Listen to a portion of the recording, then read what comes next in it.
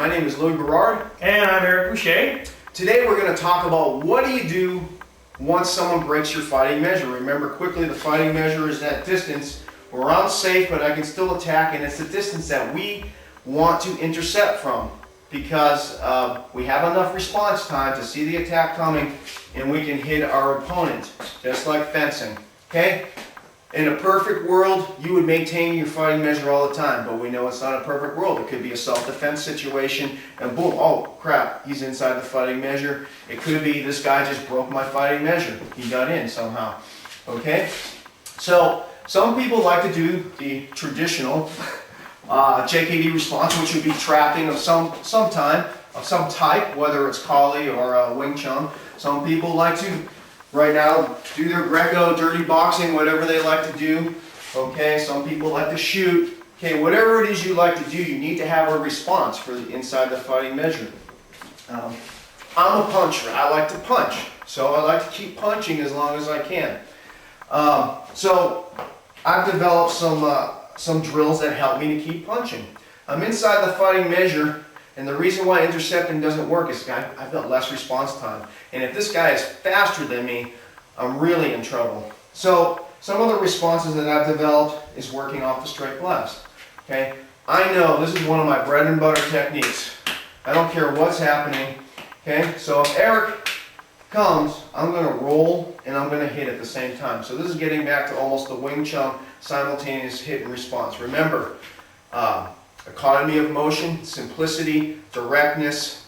What's the last one? It's our longest weapon. Longest weapon versus the shortest tool. So he may hit me.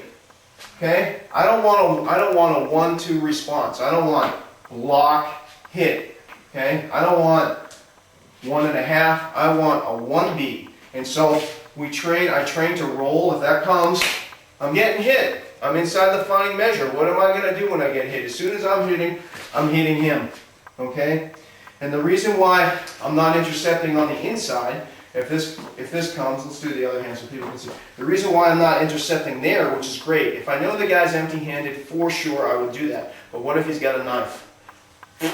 Bad news. That is why when I'm inside, I like to keep this hand as a barrier, and I'm hitting with this hand. Okay, and then if he's got a knife, you can do whatever, Kali or whatever you know. So, one of our drills, like I said, is just off the straight blast. The punch comes, boom, I'm going to hit, boom.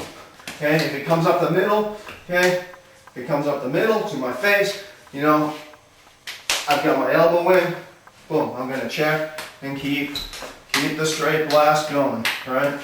Okay, now this is simple. And it works for kicks too. So if I'm in here and he kicks me, I'm going to roll and hit. Kicks me on the other side, roll and hit. He's hitting me. Bob Bremer said you got to learn to out-trade your opponent. Okay? So he's hitting me, I'm making him pay. I'm having the shortest response time as possible. Okay? So even though we're not intercepting per se, I'm cutting down my response time for my answer to him having the gall to hit me. So remember, keep it simple. I've got one response, right? No matter what happens. If it's a punch, boom. If it's a kick, I'm rolling and hitting. Okay? So no matter what he does, okay, even if I don't move the right way, I'm still gonna hit the sucker. Okay, boom. I'm hitting the guy. He hits me, I'm rolling and hitting. Okay?